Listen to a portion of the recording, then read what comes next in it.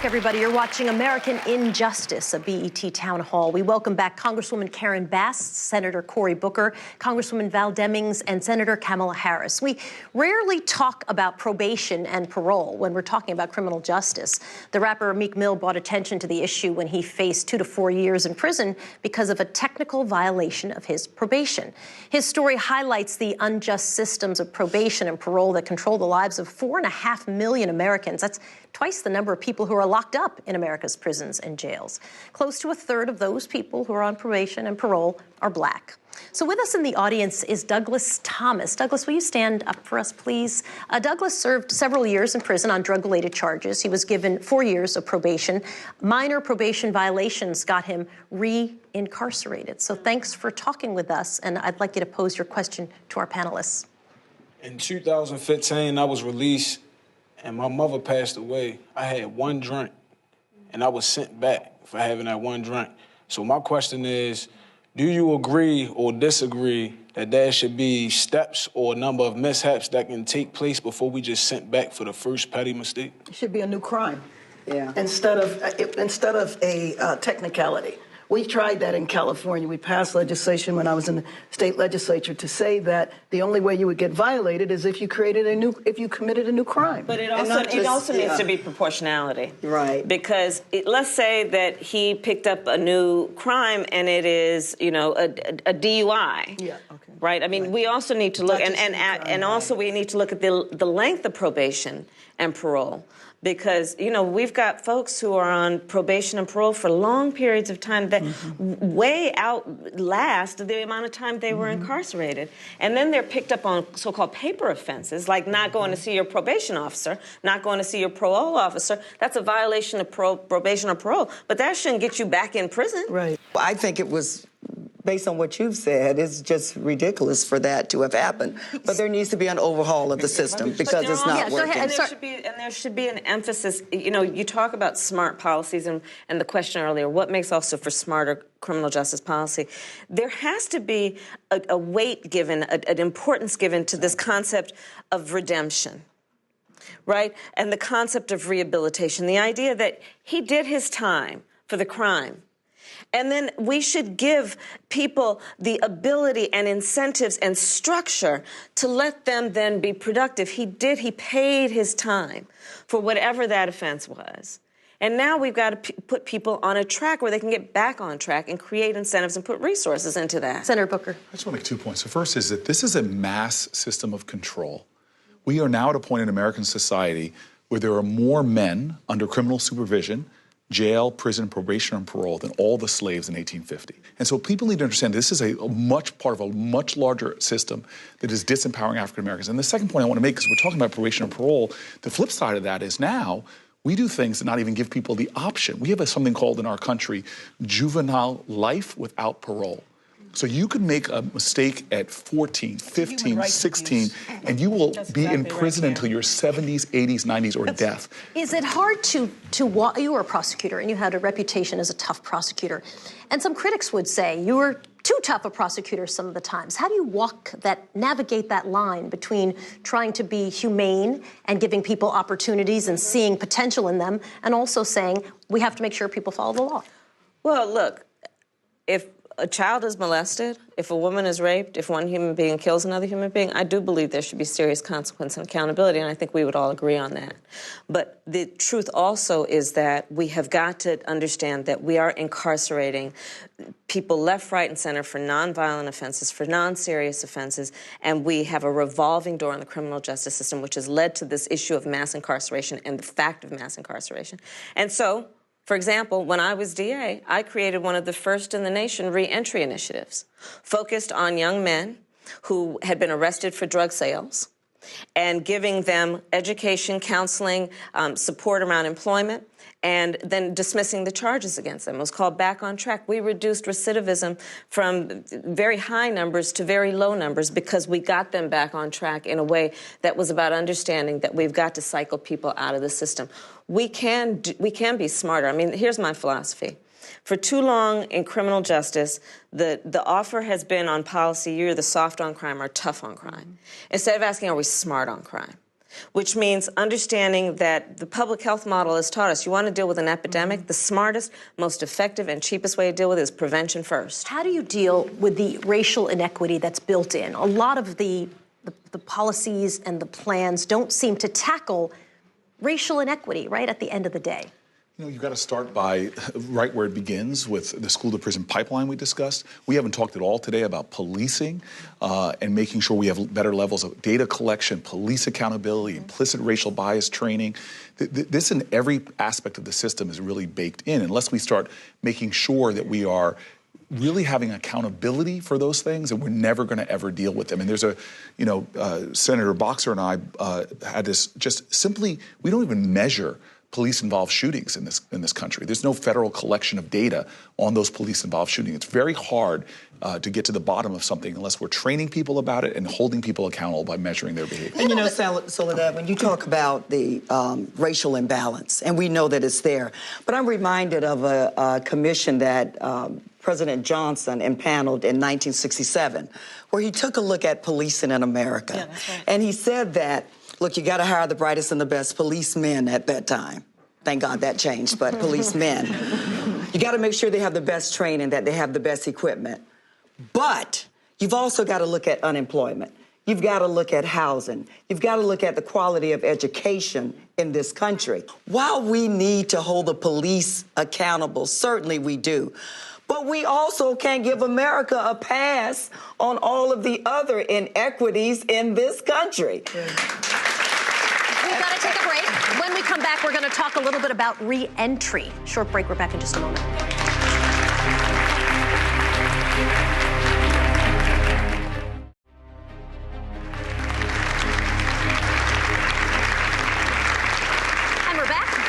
Troubling aspects of the criminal justice system is the fact that some 2/3 of those released from state prison will end up back behind bars. Kareem Biggs Burke founded Rockefeller Records with Jay-Z and Damon Dash, yet his high-flying career and his life were derailed by a drug conviction. After 5 years in prison, he's out, and he's created a nonprofit that works to help inmates prepare for successful re-entry into their communities. Take a look. I have a nonprofit called NCS Inside, where we have volunteers that go into prison every week just to spend time with the inmates and also help them as they transition back into society. Reentry could be one of the toughest parts because you think that you're going to come home to open hands. So there's nothing set up in these communities to say, these people are coming back.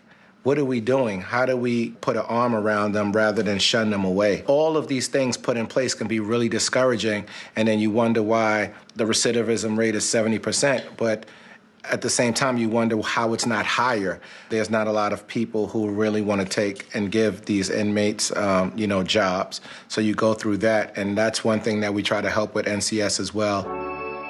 I learned a lot through this process. Going to prison, now I can talk to people firsthand. And I think that it's more relatable when you can say, no, I've been through what you've been through. Let's get right back to Rashad Robinson. Will you stand for me, Rashad? So you often talk about sort of a national perspective on these issues. And of course, we have two presidential contenders sitting here with us today, which is very exciting. But a lot of the work that you say needs to be done is very much at the local grassroots level, right? Well, there's movements for reform happening all around the country locally where folks are coming together to hold prosecutors accountable and elect new prosecutors, to move the policies and practice around bail reform. We've got folks here from St. Louis who just elected a new district attorney, and we at Color of Change were happy to be in partnership when we kicked out the 27-year incumbent who wouldn't prosecute when Mike Brown was killed. These movements, right, for reform that are being led by folks need the type of support from national figures. I remember meeting with President Obama and him saying that states' attorneys and district attorneys sometimes had more power on criminal justice reform. And so as we have these national conversations, we need to make sure that people understand that we've got to act locally. There are 2,400 prosecutors all around the country.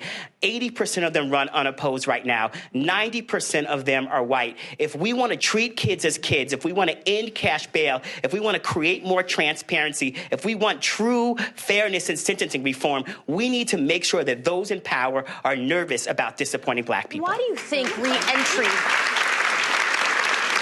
doesn't get the money that it needs, the support that it needs, even while people are in prison, they're not necessarily able to get into the programs that we know would help them. So when I was elected DA of San Francisco, it was in 2003. I was elected as the first black woman in the state of California to be a DA. I started a reentry initiative.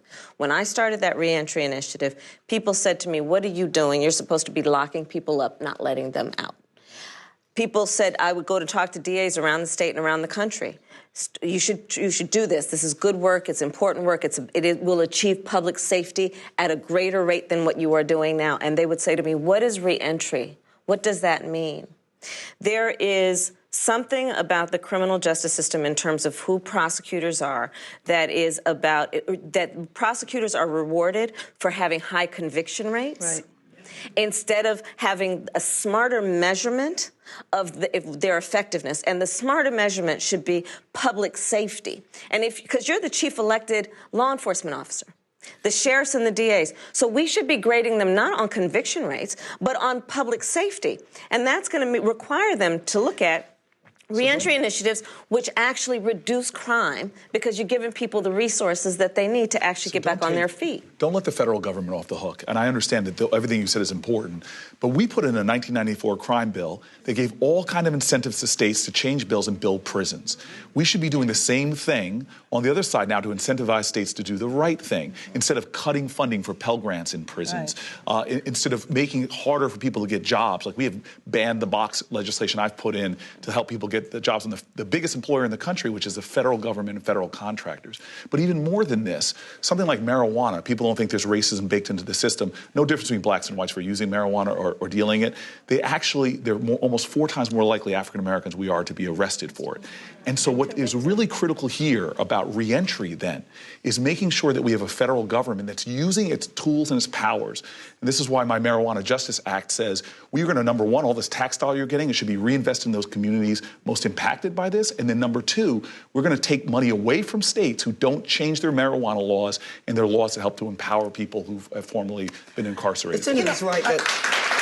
Go ahead, Congresswoman, and then we'll go to you next. Go ahead. Ironically, all of these laws that we passed in getting tough on crime actually contribute to crime in neighborhoods. Because if you did an analysis about the people who are in prison, they're all coming back to certain zip codes. In Los Angeles, 1/3 of the folks incarcerated come back to LA County, and they're in certain neighborhoods. And if you don't allow people to work in the legal economy, people will work in the illegal economy because they are going to survive. And so it actually exacerbates the problem that it's supposed to address. But you know, the senator is absolutely right that you don't let the federal government off of the hook.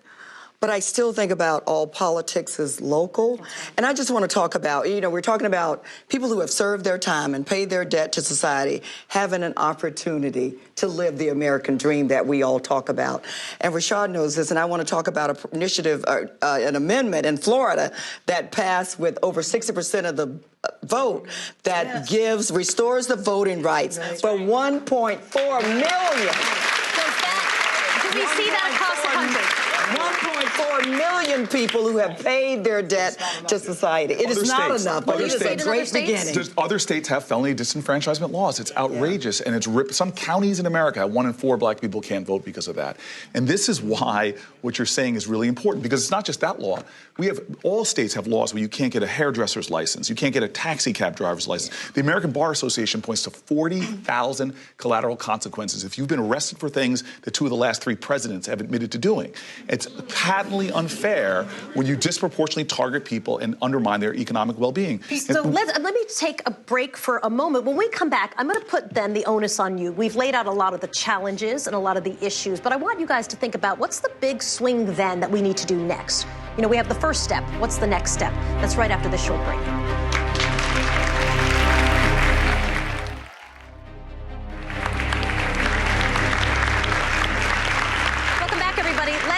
With some big takeaways. I'm going to put the onus on each of you. Tell me briefly, if you had an opportunity for a big swing, what would it be? We'll start with you, Senator. Reforming the juvenile justice system in this country. Start with I mean, kids. literally, we've got to recognize that if you look at who is in our juvenile justice system, these are kids who have been disproportionately targeted for suspension and expulsion. These are kids who are growing up with undiagnosed, untreated trauma. We are not addressing their needs, and we are not helping them, and we are contributing to then what will be the effects of untreated needs, including educational needs, mental health needs, community support, in terms of putting resources into helping those families with their children. So you would start with kids. Congresswoman, where would you go?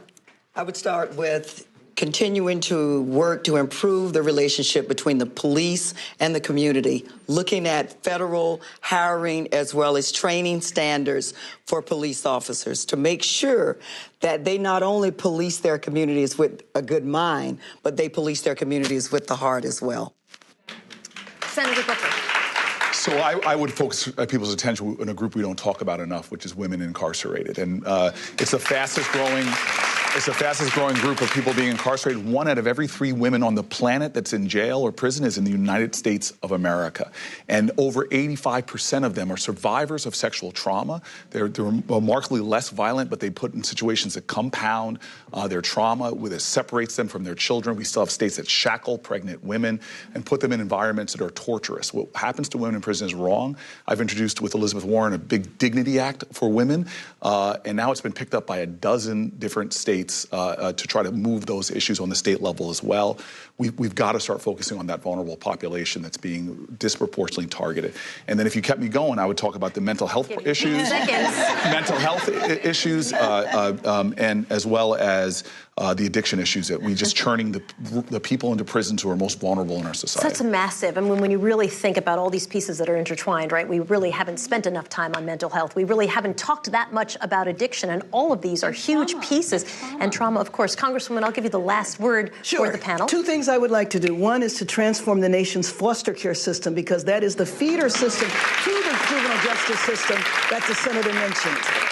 So transforming the foster care system. The second one would be, I would like to provide grants, have a federal program that provided grants to neighborhoods, to communities, so that folks who are formerly incarcerated could create one-stop centers for people who are just getting out of prison. They need to be on a grassroots level. Because we have banned so many professions, we essentially incarcerate people for life. Part of their time is done inside, the other part of their time is done outside. So they need...